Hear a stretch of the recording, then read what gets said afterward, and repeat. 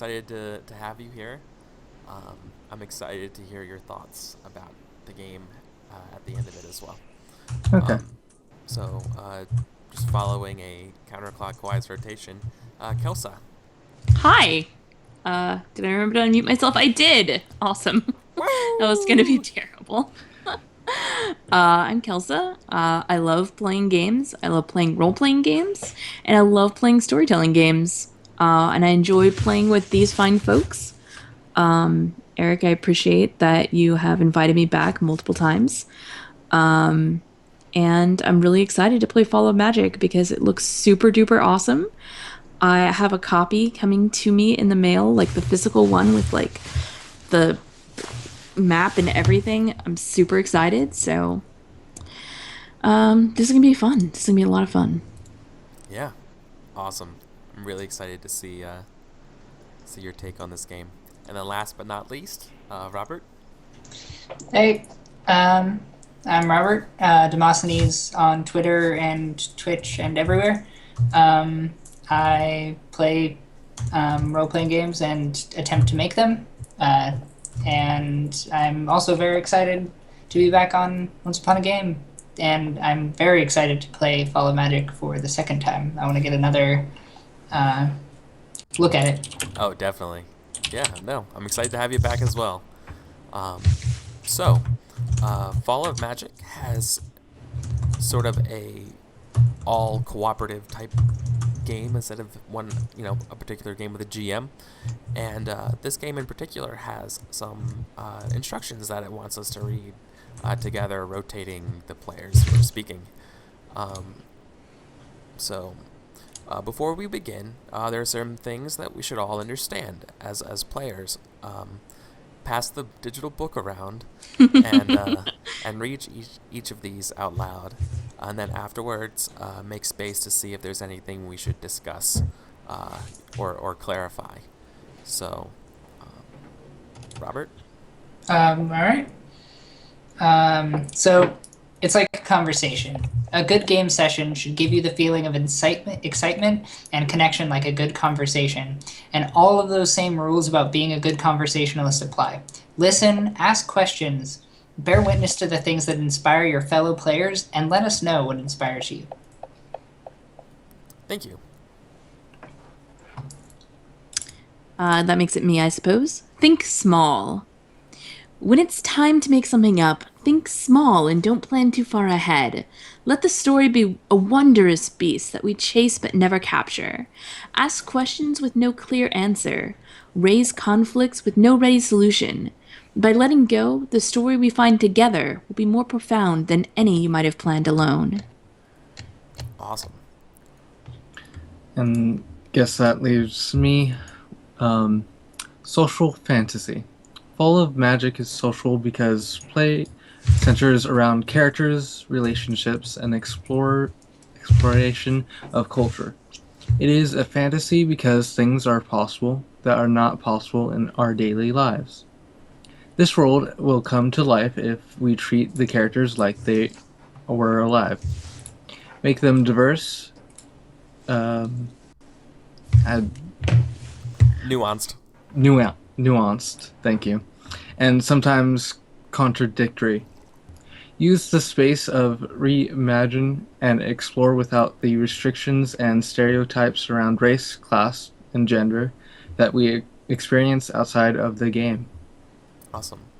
And last but certainly not least, safety first. So your emotional safety is more important than any game. So if something comes up in the story or at the table that makes you feel uncomfortable or it's ruining your fun, just let us know, because we can change that detail.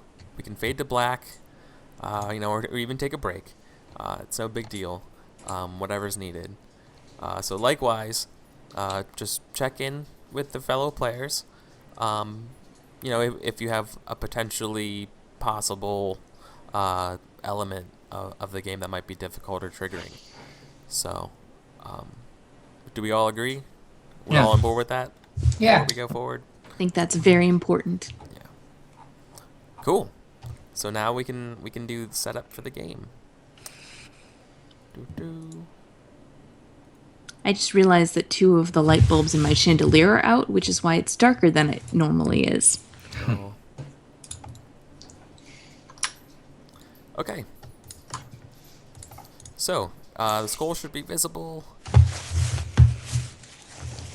And all the rolls and everything for the intro will be available here. So, who volunteers to read the introduction of the game? That little red text beneath the title. I'll do it. Magic is dying, and the Magus is dying with it. We travel together to the realm of Umbra, where magic was born. Nice. Thank you.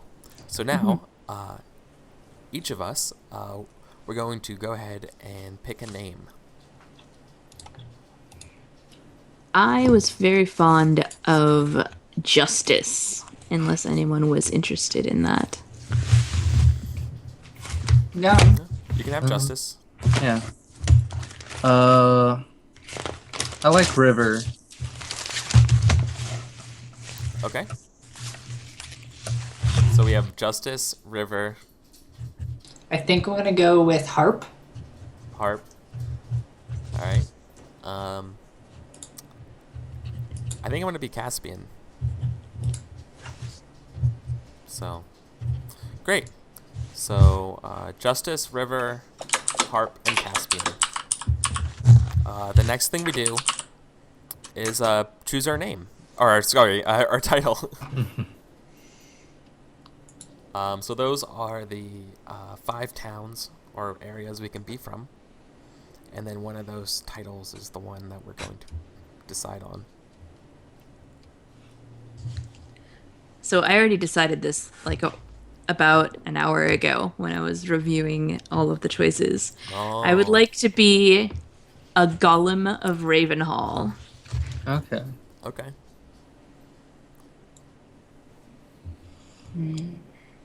I like Fox of Mistwood. Cool. Like what kind of is it? Is that like a title, or are you a literal fox? Or are we gonna find out later? Yeah. I would say more a title, like a clever, sly, like a fox. Okay. That's what I'm thinking.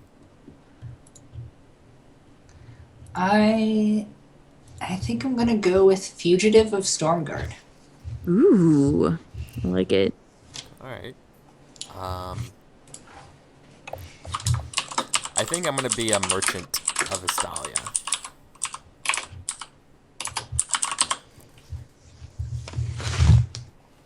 Alright. Okay. So once again, so Kelsa, who are you playing? Justice, the golem of Ravenhall. Awesome. And John? River, Fox of Mistwood. All right. Robert? Harp, the Fugitive of Stormguard. Awesome. And I'm Caspian, the merchant of Estalia.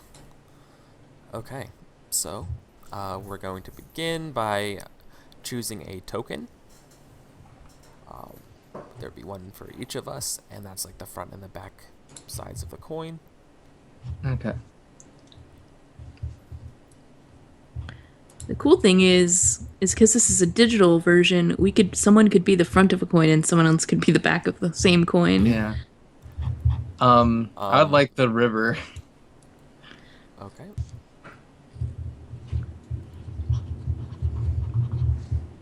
I think I'm gonna go with the bird again.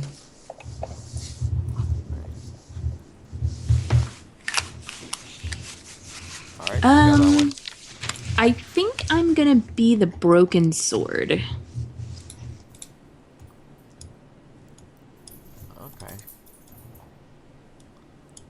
I guess I kind of want to be the egg. Yeah? Okay. Oh, I don't need to control that. That's fine. Okay. And then I guess the Magus will be... Do you want the Magus to be the tree? I Actually- like that. Yeah. Can it be the barren tree? Oh, shit. Okay, yeah, it is now. Awesome. All right, so let's go throw our tokens here into Ravenhall, and then the first player. I don't will. have control of my token. Yeah. Oh, You probably didn't give control to people. there we go. And John, Yay. you should have access to the river. I have And we should access to the. make sure we all have access to the Magus. There we go. Yeah.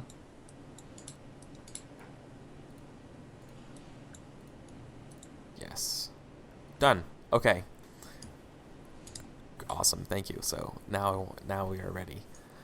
So the first part, after placing the Magus into Ravenhall, we actually play the game. So one of us will declare to go and move their token to one of these smaller locations located in Ravenhall, and then go ahead and make a scene in that location, coming up with sort of the description of the scene and who's there, and what are maybe our like your fellow players should be role playing as in that scene, if anything, and then yeah, just kind of act out that scene. And the scene will end when we would discover the bottom part of each scene's location, usually an answer to a question. So. Okay. I can go first. Okay. Harp will be at the Rose Gardens. And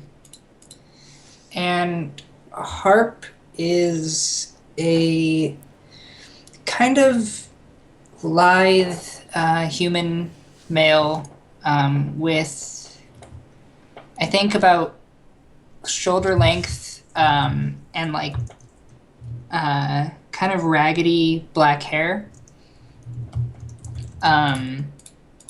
Not very tall, not like very average height, not too tall, not too short.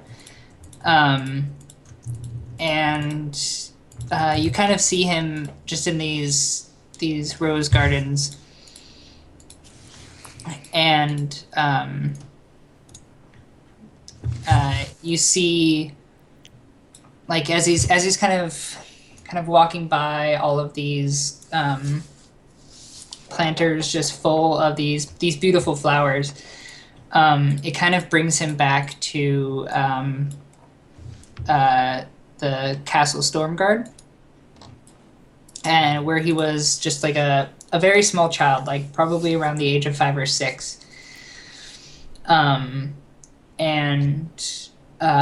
he's in a garden at the castle, like a very, very nice garden, but there's snow on top of all of the planters, and you can't see the like anything underneath of it. It's just this kind of, it kind of looks barren to a degree, because of like the middle of winter. And you see, he kind of looks and the camera kind of follows, and it's flashing back and forth between the rose gardens at Ravenhall and this garden at Stormguard. And as he like looks down the path at Ravenhall, he also, for the 5-year-old him, looks down the path at Stormguard, and you see these. He sees his mother and father kind of talking at the edge of the entrance to the castle, and they kind of motion him over, and like his, and like it's kind of this, the child version of him is incredibly happy. His parents are showing him, like, are bringing him over, and he and as he gets closer, like the whole scene changes, and his father like grabs him by the shoulders and just stares this 5-year-old down with all of the like might that a Storm Guardian can, and just tells him, run. Yeah. No big deal. Yeah. So with that, you get to assign beautiful, legendary, or fierce to yourself since you were the only one there, unless we secretly find out that one of the other PCs is your father. Yeah, no, I'm going to assign legendary. All right. And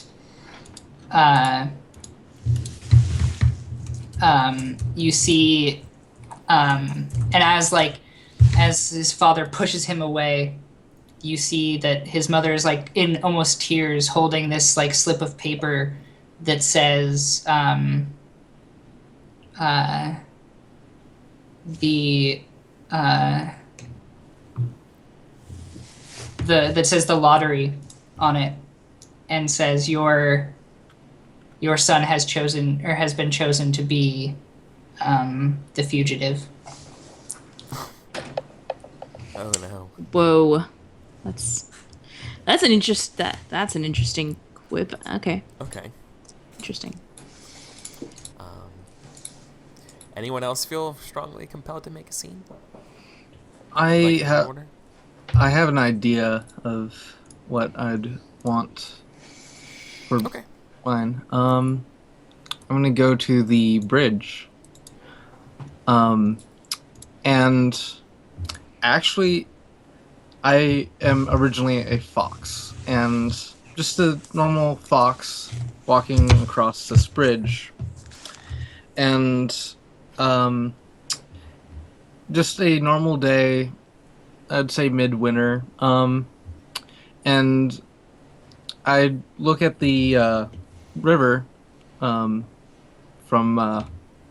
facing the bridge, and now I have a human face. Hair is bright orange, and I'm a small fellow, not too small, but just kind of strange.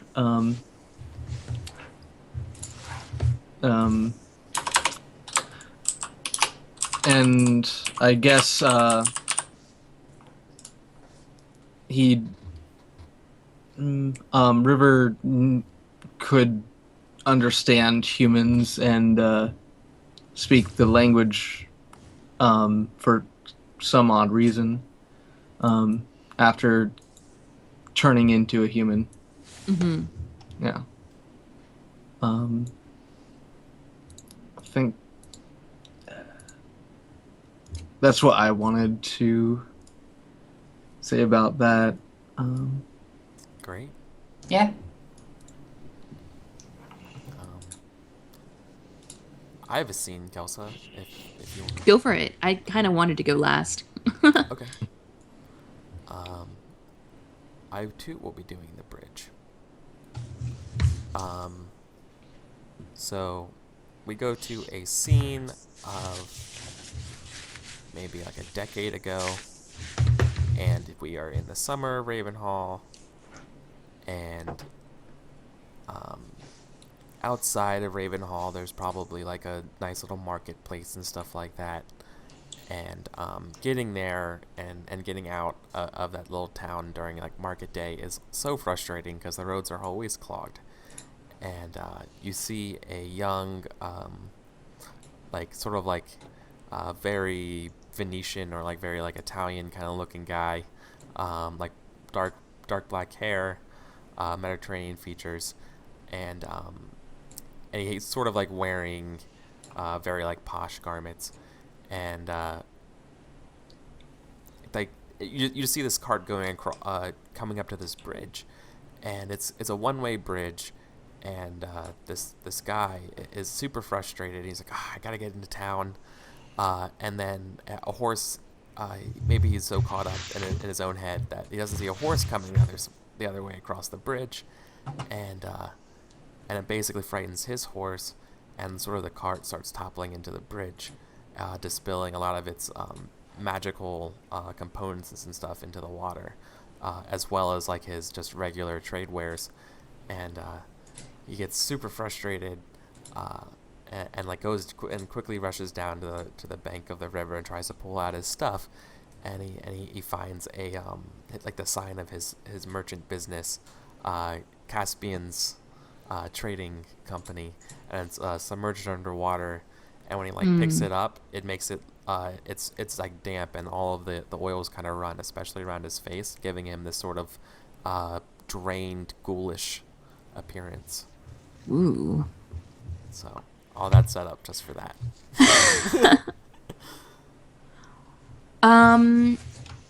Ooh. And that was the last time he came to Ravenhall. So it's him returning now, present day. He's going across that same bridge, and it reminds him of that time. Gotcha. I've got ideas of scenes for every single one of these spaces.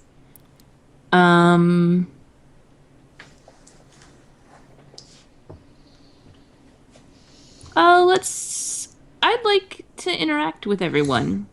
I'm gonna go to the scrying pool, and all three of you are there. And the fourth member of the party gathered around the scrying pool. You'd all been given notes or some such that this is where you were supposed to meet. And you look around at each other, and you see already there as you arrived is a construct. It's definitely not human. But it is it's made out of actually like slightly glowing crystal, and unarticulated into a humanoid shape. And it looks around at all of you, and it says with a kind of a gravelly voice that you're not quite sure where it comes from, but you know instinctively that it belongs to this golem. And it says, "Without the Magus, I will be without purpose and eventually without life. They want you," and like its face like looks at each one of you in turn, "to accompany to Umbra. I cannot leave their side." And like then it just stops, like, and again it like looks at each one of you in turn, like it's expecting a response. I think Caspian looks very frightened, and quickly like just his jaws kind of like just stuck on the ground, and he's quickly trying to get it back up because he didn't expect the golem to talk. Yeah, I think Harp, as the like gaze like falls on him, kind of gives the look like, because I feel like Harp has grown up here with the golem, and kind of just gives like a very solemn like nod, like I've got your back, like you know I'm here. And this is probably the first time that you've seen the golem not in the presence of the Magus. You've seen the Magus without the golem, but not the golem without the Magus. Right. And what about Fox?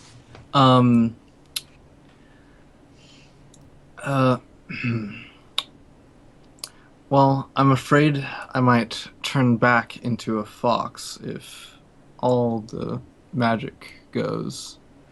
And that would hinder a few things that I would like to do in the future.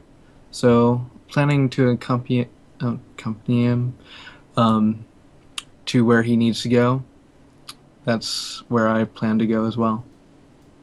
And the golem nods, and it turns finally back to Caspian again, and says, "Your livelihood is at risk."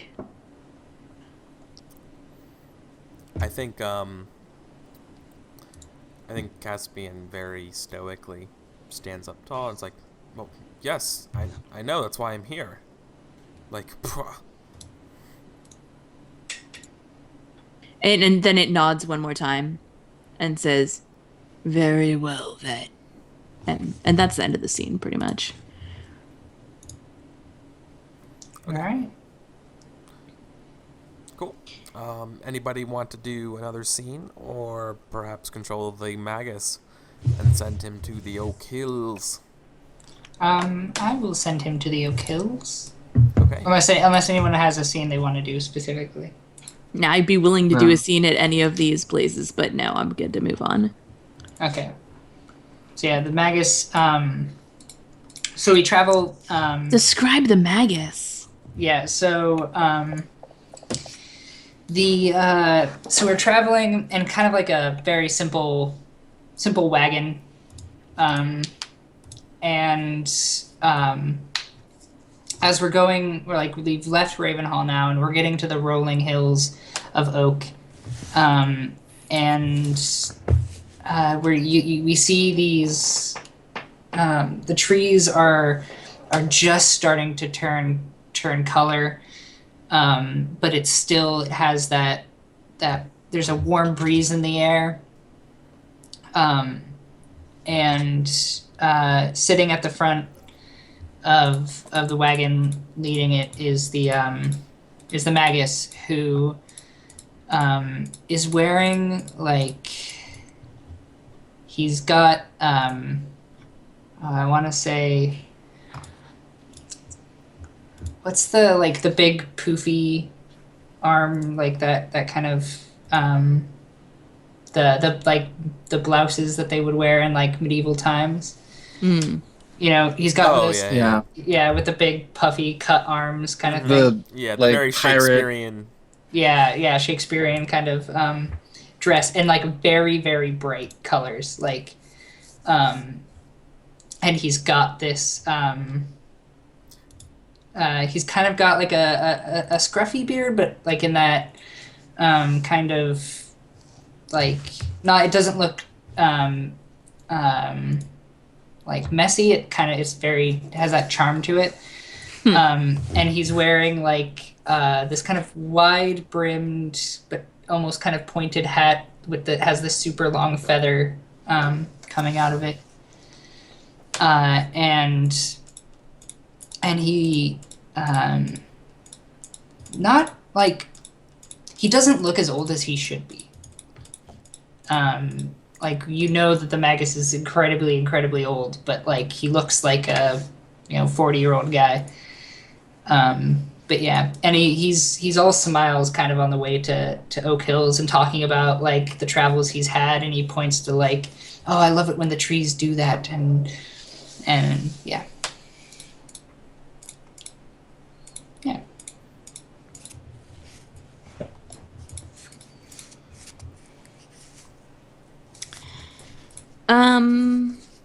I've got a scene.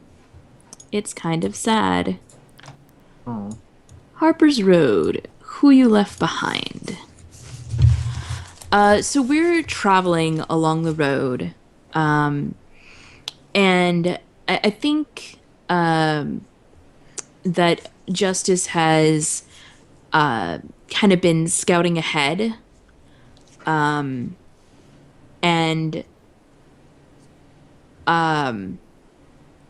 has come across an old man sitting on the side of the road who is like whittling like little toys out of wood. He's like sitting on like a stump near a crossroads or some such, just passing the time. And as Justice approaches, he startles because it's a fucking glowing crystal golem. And if someone wants to play the old man, you're welcome to do so. Okay. Or I can talk to myself. I mean, that's cool too. No, I'll do the old man. Okay. And so the old man is startled by Yeah. Justice, like, Yeah. I mean, like, you look up and it's glowing, hulking. Justice is larger than your typical man. Is made out of magic and crystals, right. and does not wear clothing, but also is not armed. I mean, other than being made out of magic and crystals. Right. I picture that it is kind of like maybe like a peach color, like right. not quite pink, not quite yellow, like in between there. Okay. Yeah, and softly glowing. Like, Yes. not bright enough to be distracting, but just enough that's noticeable. But it's the middle of the day right now. Yeah. I think the guy like almost like cuts himself as he's startled and is like, "Oh, Magus Almighty, what happened to you?" The Magus indeed. He's coming soon. Are you all right, old man?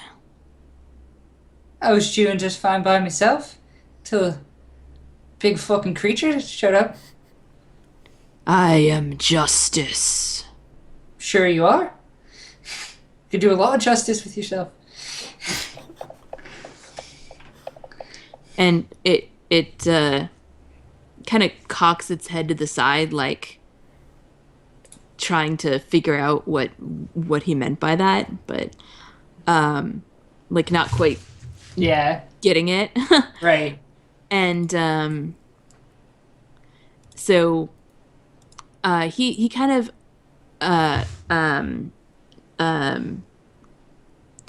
no Justice approaches and like looks down at what he was carving.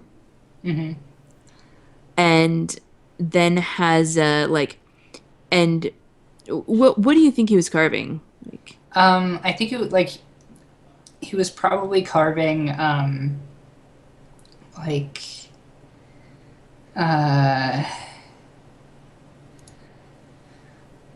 probably like a very typical like kind of soldier esque thing. oh, that's perfect. I love it.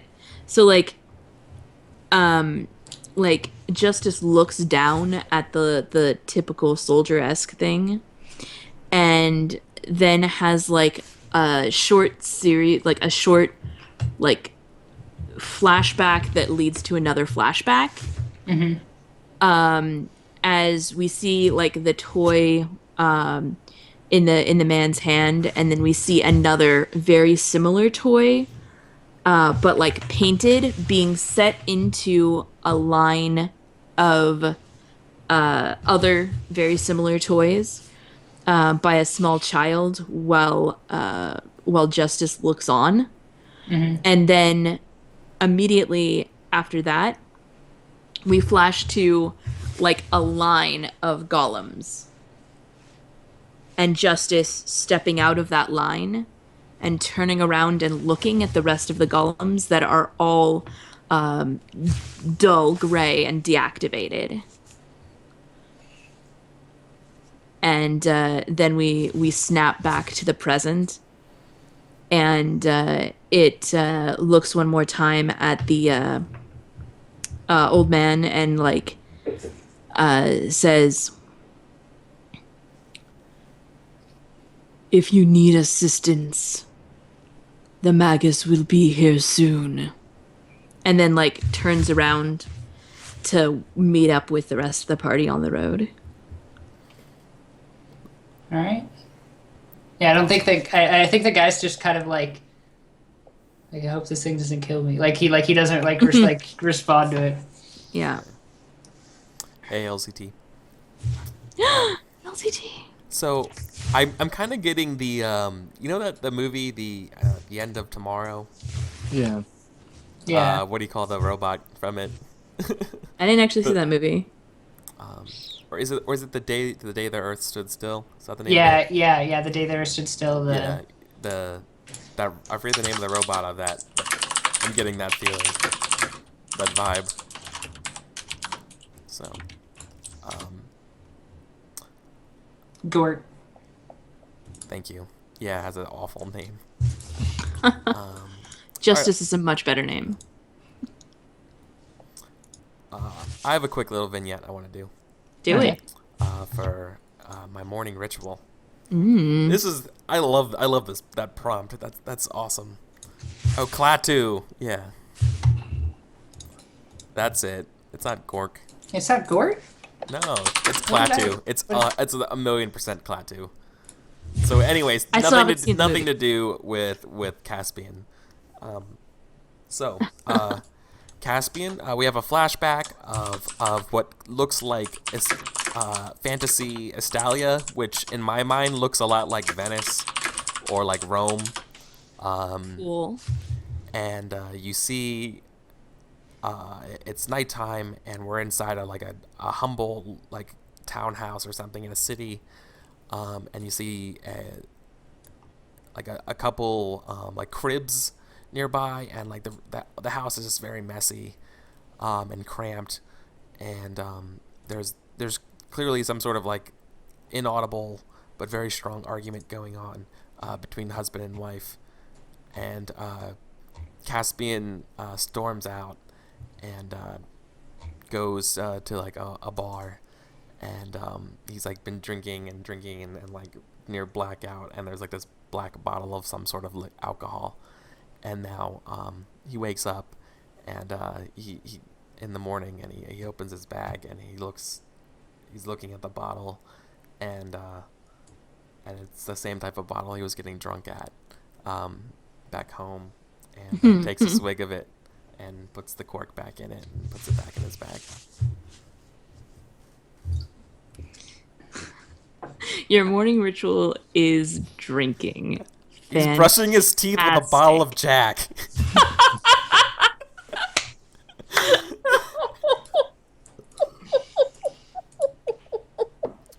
That's good. Oh, that's actually even better. Okay. I've got a scene. Mm-hmm. Unless I can go last since I did the Magus. If you want to go. Yeah, I'm fine with going. I'm gonna make camp.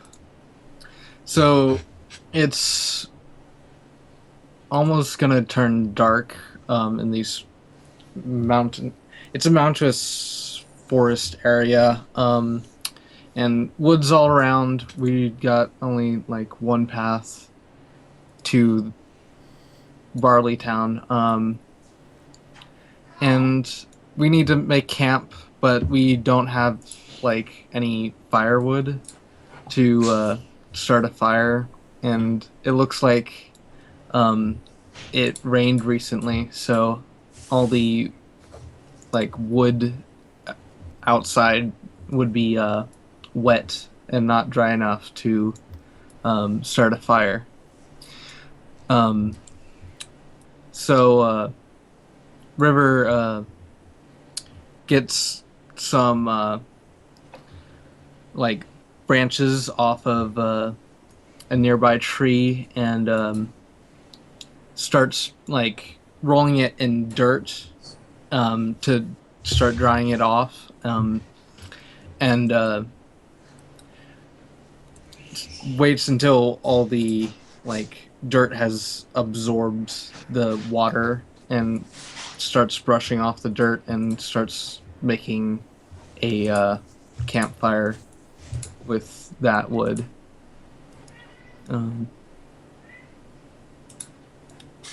And I was going for the cunning part, of that. Yeah, I can see that. Yeah. Yeah, no, resourceful for sure. Yeah. Awesome. All right, yeah, I've got, I think, another like little vignette kind of thing. So I'm gonna go by firelight. So I think kind of we're all sitting around the fire, like it's nighttime, kind of getting close to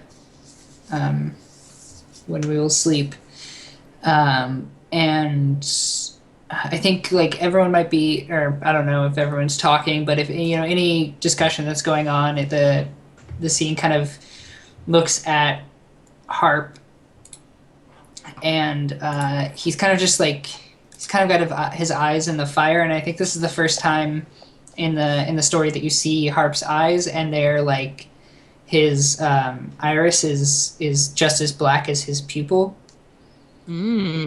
Like his eyes aren't black, but they like it almost looks like his pupils are incredibly dilated. So it kind of has a weird look to him. But he like you can just kind of see in the reflection of his eyes, you see the fire as he's kind of looking at it, and he reaches down into his jerkin and kind of pulls out this locket, and he's just kind of looking at it and opens it, and there's this very, very dry, like barely held together, like kind of crinkled and like almost like shrink wrapped. It looks rose petal. And he's kind of looking at it, and I think as he wants to, he's bringing his hand towards it like he wants to touch it, but knows that he shouldn't because it's so brittle and old that it might just turn to dust. And I think as his hand gets close to it, you see it goes back to that scene where his father's pushing him away and telling him to run, and he kind of stumbles back, and he kind of reaches out, and his hand grabs this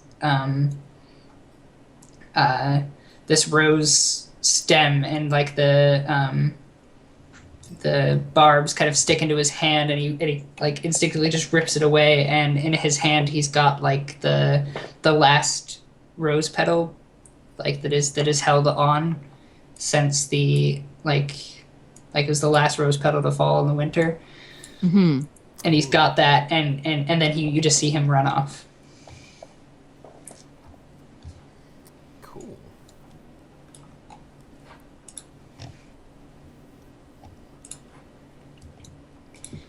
I kind of want to move the Magus if no one else has another scene here.